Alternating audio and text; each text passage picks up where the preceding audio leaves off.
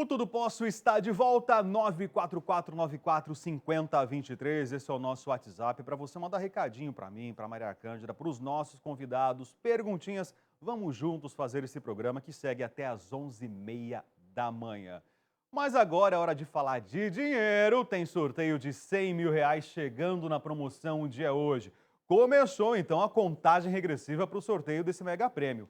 Faltam apenas dois dias. E com toda essa grana, você pode mudar de vida. Dá para comprar uma casa, dá para reformar, colocar um carro 0 quilômetro na garagem, viajar com a família. E olha, são R$ 100 mil em barras de ouro. É muita grana, muito dinheiro. Então participe agora e concorra a este mega prêmio. O telefone para você ligar, 996450917. Alguém vai ganhar, eu espero que seja você, então participe agora, 996450917. E além do mega prêmio de R$ 100 mil que já sai neste sábado, nós vamos entregar R$ 5 mil para você também resolver os seus problemas financeiros. Ou seja, uma simples ligação pode te dar dois prêmios. Um de R$ 5 mil e outro super prêmio de R$ 100 mil em barras de ouro. Telefone para você, 996450917. Ligue, participe e muita boa sorte, hein? Sorteio já é neste sábado. A gente segue agora com o nosso do Poço. Daqui a pouquinho a gente vai ter aqui pra gente Bicho de Pé cantando um forró delicioso. Ainda hoje, as novidades da Hair Brasil, novidades do mundo da beleza. E Augusta Nani trazendo delícias juninas pra gente. Hoje tem curau, tem doce de abóbora, sabores de dar água na boca. Mas agora, Maria Cândida, é com você. É verdade, curau de milho e tem também doce de abóbora, mas tudo isso dá para fazer no micro-ondas. Então é muito fácil de fazer. Você que às vezes não sabe fazer quase nada, esta receita, essas duas, você vai aprender a fazer porque é muito fácil e micro-ondas é o máximo, né? Adoro micro-ondas. Bom, vamos falar de saúde da mulher. Miomas uterinos são tumores não cancerosos do útero, que muitas vezes aparecem durante a idade fértil. Os miomas uterinos não estão associados a um risco aumentado de câncer de útero e quase nunca se transformam em câncer. Esse tumor benigno atinge cerca de 50% das mulheres na faixa entre os 30 e os 50 anos. Mesmo sendo um tumor benigno, é preciso estar muito atento para que a doença não avance e traga consequências à saúde uterina. No programa de hoje, nós vamos bater um papo com a ginecologista e obstetra do Hospital Albert Einstein, a doutora Fernanda Deutsch. Tudo bem, doutora? Como vai? Bem-vinda ao programa. Muito obrigada pelo convite, Olha, é um prazer estar aqui. Mioma é uma coisa que meio que quase toda mulher, assim, fala, eu tive Pelo um mioma, menos, eu tenho um mioma. Explica melhor o que é esse mioma. É exatamente isso, porque como você bem disse anteriormente, mioma existe em até mais ou menos 50% das mulheres entre 30 e 50 anos. Ele como ele está relacionado aos hormônios, ele atinge a mulher na idade fértil até a menopausa. Depois da menopausa ele começa progressivamente a diminuir, mas ele nunca deixa de existir. Né? Mas ele deixa de dar sintoma depois que a mulher passa dessa fase climatérica e deixa de menstruar. E o que é? É um acumulado de hormônio? Verdade, É o que é? O mioma é um desenvolvimento de uma das células da musculatura do útero que se diferencia e acaba formando um tumor. Sempre que a gente fala tumor, as pessoas se desesperam achando que a gente está falando de câncer. E não é. O tumor é tudo aquilo que dá um aumento de volume. E o mioma é um tipo de tumor benigno, então ele aumenta o volume nessa porção do útero pela diferenciação dessa célula de musculatura lisa e acaba dando como se fosse um nódulo mesmo, que varia de milímetros até muito pequenininho, imperceptível ao exame clínico e aos exames de imagem, mesmo os exames mais avançados do tipo ressonância nuclear magnética. Ou ele pode ter vários centímetros, comprimir bexiga, comprimir intestino, crescer para toda a cavidade abdominal. Então, eu quero te perguntar duas coisas. Onde que eles ficam, geralmente, no útero? Porque parece que são 3 locais, né? E a pessoa, você falou que não dá para ver pelo exame clínico. A mulher, ela faz o exame clínico pelo menos uma vez por ano, Papa Nicolau, mamografia, todas essas coisas de mulher. Exatamente. E se não dá para ver no exame clínico, como que ela vai saber que tem um mioma? É quando quando ela começa a sentir algum problema? Então, em geral, bom, só voltando, existem principalmente os tipos mais prevalentes de mioma são 3, que podem estar em diferentes topografias no útero. Você tem o mioma subseroso, que é o que se localiza na camada externa do útero, mais próximo à cavidade peritoneal, à cavidade abdominal. E são esses que podem comprimir a bexiga ou o intestino quando meio que crescem no demais. colo do útero, não? Não, ele é para cima. Existe o mioma de colo, mas ele é muito mais raro. Ah, é? Ele normalmente atinge o útero, se divide em colo e corpo. Os miomas são muito mais frequentes no corpo do útero. Sim. Então, esse mioma subseroso é na parte externa do corpo do útero. O mioma intramural, que é o mais prevalente, se localiza no interior da musculatura uterina. E o mioma submucoso é o que está na cavidade endometrial e normalmente o que leva a maiores sintomas e maiores consequências.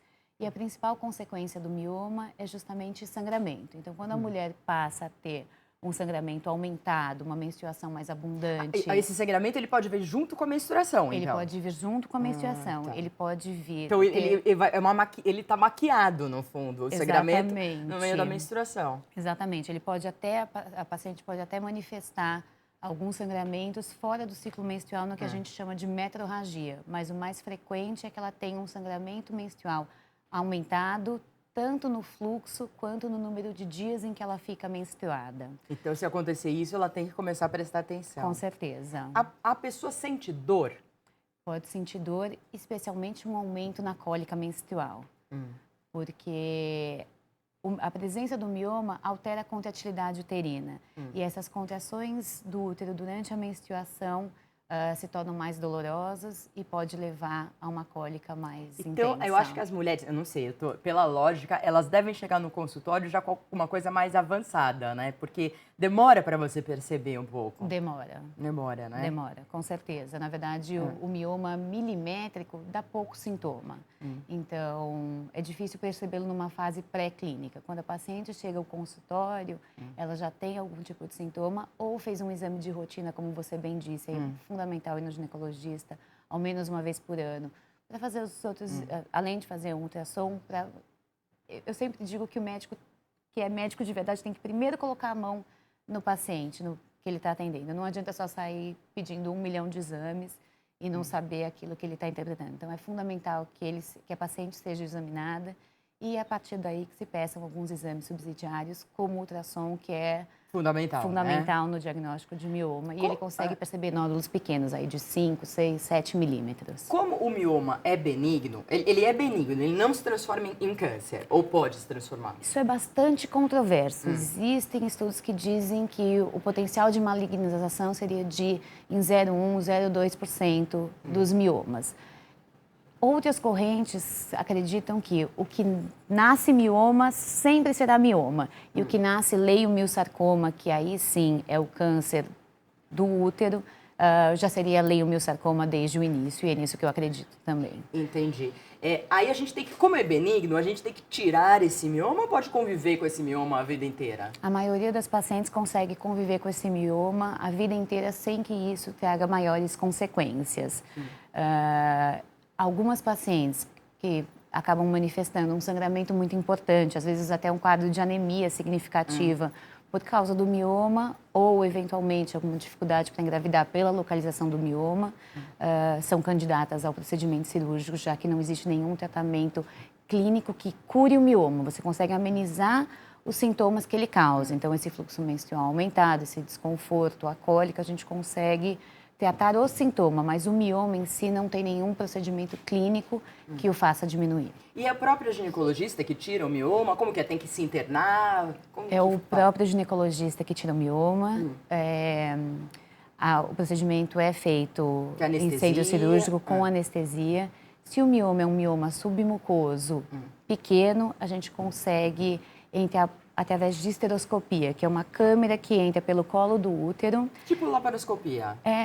Seria uma laparoscopia, mas sem o corte abdominal. Entendi. Seria Pelo colo do útero é um procedimento relativamente simples, mas o ginecologista tem que estar capacitado e treinado para fazer esse procedimento, e a gente faz com uma alça, a gente consegue ressecar esse mioma. Então, seria, a grosso modo, como uma curetagem dirigida com sob visão direta com uma câmera, e um procedimento muito mais delicado do que uma curetagem. Doutora, você falou sobre o problema de engravidar, que eu acho que é uma coisa que muitas mulheres têm, problema de engravidar, principalmente porque as mulheres hoje deixam para engravidar cada vez mais tarde. Então, cada vez mais tarde, daí fica difícil, porque a gente não tá tão fértil mais, né? E nós temos que trabalhar, toda aquela história. Mas no caso do mioma, o que a senhora falou é que pode atrapalhar para você engravidar. Como que isso acontece? Então, na verdade, o mioma é causa isolada de infertilidade em aproximadamente 2% dos casos, e a gente não sabe exatamente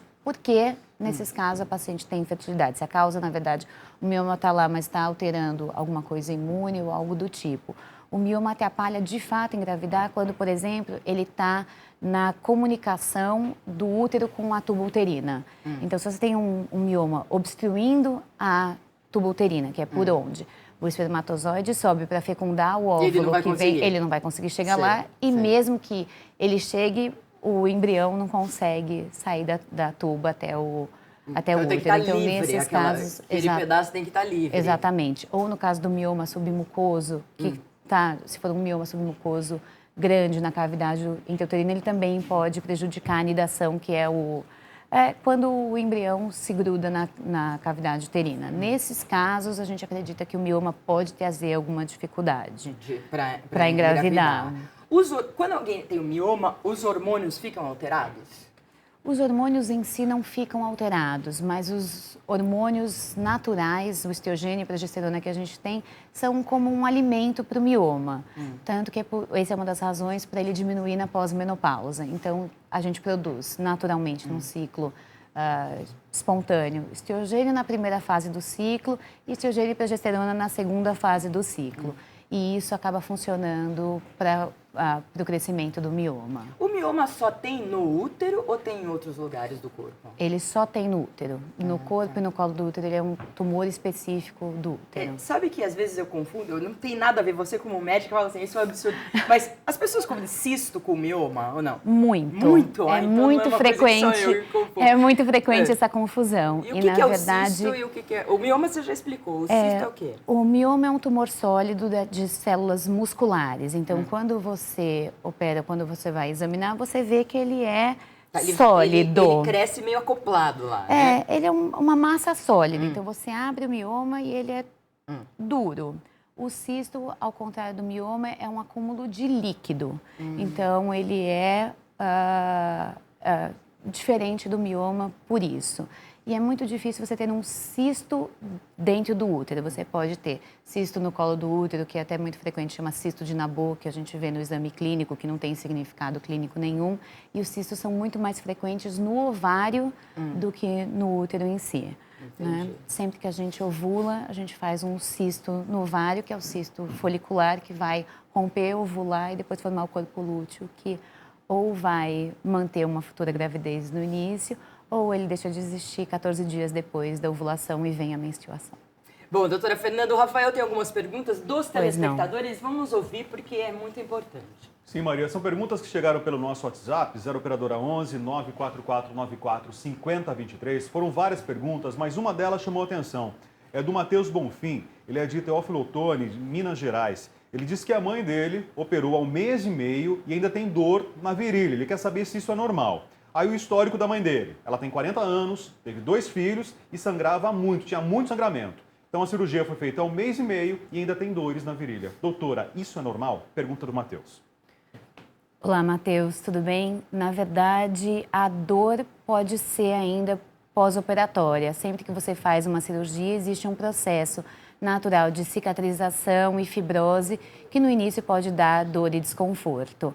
No caso da sua mãe, eu não sei dizer qual foi a cirurgia que foi feita e qual a técnica que foi aplicada, mas é possível que ela esteja tendo dor por causa da recuperação e não mais do mioma, então ela deve melhorar em breve. Caso isso não ocorra, é bom que ela volte a procurar a ajuda do médico que a operou para dar seguimento e ver o que está acontecendo e como ele pode ajudá-la. Eu acho que já é bom procurar um médico, né? Se está sentindo dor depois de 40 dias, eu acho que é importante procurar um médico. Tem uma pergunta que eu não fiz. As mulheres que não têm filhos, elas estão mais propensas a ter mioma? A nuliparidade, que é o fato de não ter filhos, é um fator de risco para ter mioma, sim.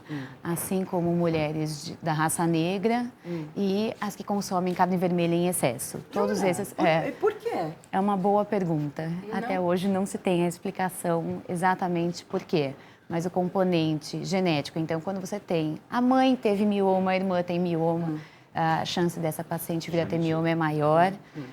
As mulheres que nunca engravidaram, as mulheres de raça negra e quem consome bastante carne vermelha são os maiores fatores de risco para o mioma. Nossa, doutora. Então, você que tem entre 30 e 50 anos, faça seu exame ginecológico pelo menos uma vez por ano e vamos prestar atenção, né, na menstruação, se vem mais menstruação ou não, esse negócio do sangramento, porque se tiver um mioma, né, às vezes é bom tirar ou pelo menos saber se ele pode ficar lá e não te atrapalhar. Exatamente. Não é verdade? Doutora, muito obrigada. Eu Venha que agradeço. sempre para falar sobre ginecologia e obstetrícia aqui, com o maior prazer. Eu sou apaixonada pelo que faço. Dá para perceber.